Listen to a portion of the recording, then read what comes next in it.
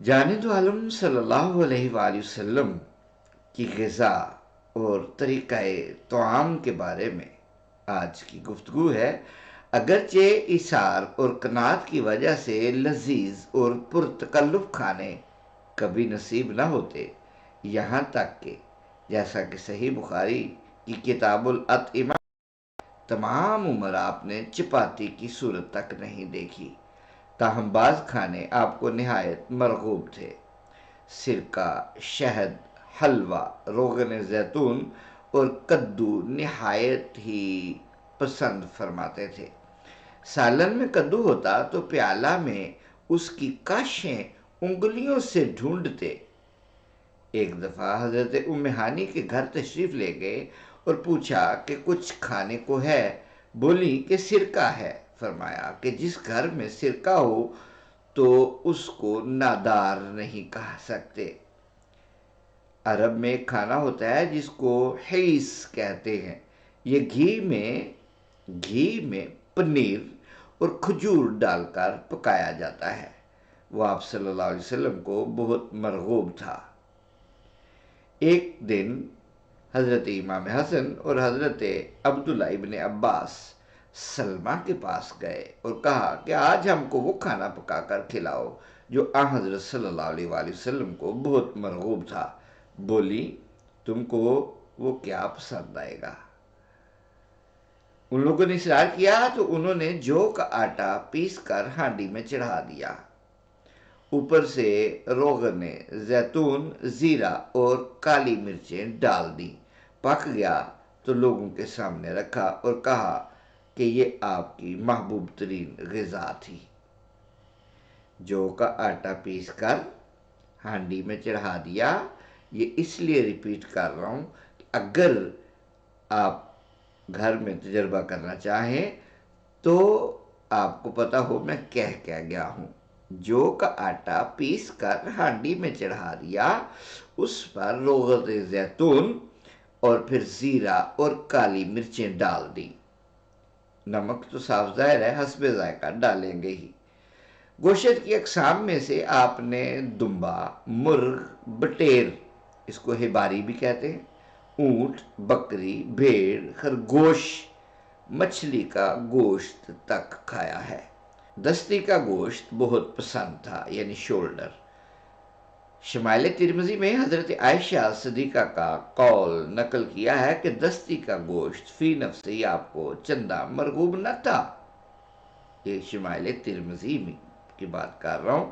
شمائل ترمذی میں حضرت عائشہ کا قول نقل کیا ہے کہ دستی کا گوشت فی نفسے ہی آپ کو چندہ مرغوب نہیں تھا، یعنی یہ نہیں تھا کہ آپ یہ سمجھتے ہیں کہ دستی کا گوشت آپ کو بہت ہی مرغوب تھا، بلکہ بات یہ تھی کہ کئی دن تک گوشت جب نہیں پکتا تھا، اس لیے جب کبھی پکتا تھا تو آپ چاہتے تھے کہ جلد پک کر تیار ہو جائے، اور دستی کا گوشت چونکہ جلدی گل جاتا ہے اس لیے آپ اسی کی فرمائش کرتے۔ لیکن متعدد روایتوں سے ثابت ہے کہ یوں بھی آپ کو یہ گوشت پسند تھا۔ ام المومنین حضرت صفیہ کے نکاح میں آپ نے ولیمہ کا جو کھانا کھلایا تھا وہ صرف کھجور اور ستو پر مشتمل تھا۔ تربوز کو کھجور کے ساتھ ملا کر کھاتے تھے۔ پتلی ککڑیاں بھی پسند تھیں۔ ایک دفعہ معوذ ابن افرا کی صاحبزادی نے کھجور اور پتلی ککڑیاں خدمت میں پیش کی۔ بعض اوقات روٹی کے ساتھ بھی کھجور تناول فرماتے تھے۔ ٹھنڈا پانی نہایت مرغوب تھا۔ دودھ کبھی خالص نوش فرماتے، کبھی اس میں پانی ملا دیتے۔ کشمش، کھجور، انگور پانی میں بھگو دیا جاتا، کچھ دیر کے بعد وہ پانی نوش جاں فرماتے۔ کھانے کے ظروف میں ایک لکڑی کا پیالہ تھا جو لوہے کے تاروں سے بندھا ہوا تھا۔ روایت میں اسی قدر ہے، قرینہ سے معلوم ہوتا ہے کہ شاید ٹوٹ گیا ہو، اس لیے تاروں سے جوڑ دیا گیا ہو۔ دسترخوان پر جو کھانا آتا اگر ناپسند ہوتا تو اس میں ہاتھ نہ ڈالتے، لیکن اس کو برا نہ کہتے۔ جو سالن سامنے ہوتا اسی میں ہاتھ ڈالتے، ادھر ادھر ہاتھ نہ بڑھاتے، اور اس سے اوروں کو بھی منع فرماتے۔ کھانا کبھی مسند پر ٹیک یا تکیہ لگا کر نہ کھاتے اور اس کو ناپسند فرماتے۔ میز یا خوان پر کبھی نہیں کھایا۔ خوان جو تھا وہ زمین سے کسی قدر بالائی اونچی میز ہوتی تھی، اجمی لوگ اسی پر کھانا رکھ کر کھاتے تھے، چونکہ یہ بھی فخر اور امتیاز کی علامت تھی، یعنی امراء اور اہل جاہ کے ساتھ مخصوص تھی، اس لیے آپ نے اس پر کھانا پسند نہیں فرمایا۔ کھانا صرف 3 انگلیوں سے کھاتے تھے، 3 انگلیوں سے۔ گوشت کو کبھی کبھی چھری سے کاٹ کر بھی کھاتے تھے۔ صحیح روایت میں یعنی صحیح بخاری کی روایت میں بھی یہ موجود ہے۔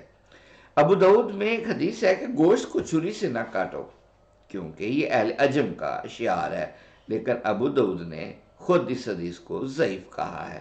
اس کے ایک راوی ضعیف ہیں جن کی نسبت بخاری نے لکھا ہے کہ وہ منکر الحدیث ہے، اور انہی منکرات میں حدیث یہ بھی ذکر ہے کہ گوشت کو چھری سے کاٹ کر نہ کھاؤ۔ بودار چیزیں مثلا پیاز، لہسن وغیرہ پسند نہیں فرماتے تھے۔ حکم تھا کہ یہ چیزیں کھا کر لوگ مسجد میں نہ آئیں۔ بخاری میں حدیث ہے کہ جو شخص پیاز، لہسن کھائے وہ ہمارے پاس نہ آئے اور نہ ہمارے ساتھ نماز پڑھے۔ زمانہ خلافت میں حضرت عمر نے خطبہ میں کہا کہ تم لوگ پیاز اور لہسن کھا کر مسجد میں آ جاتے ہو، حالانکہ میں نے حضرت صلی اللہ علیہ وآلہ وسلم کو دیکھا تھا کہ کوئی شخص یہ چیزیں کھا کر مسجد میں آتا تو آپ حکم دیتے کہ اسے مسجد سے نکال کر بقیع تک پہنچا دیا جائے۔ تو سامعین و ناظرین، یہ چند باتیں آپ کے کھانے کے متعلق تھیں۔ اللہ تعالیٰ سے دعا ہے کہ اللہ تعالیٰ یہ جو شمائل کا سلسلہ ہم نے شروع کیا تھا اس کو قبول فرمائے، ہم سے جو کمی کوتاہی اور غفلت سستی رہ گئی ہے اللہ تعالیٰ اسے معاف فرمائے۔ السلام علیکم ورحمۃ اللہ وبرکاتہ۔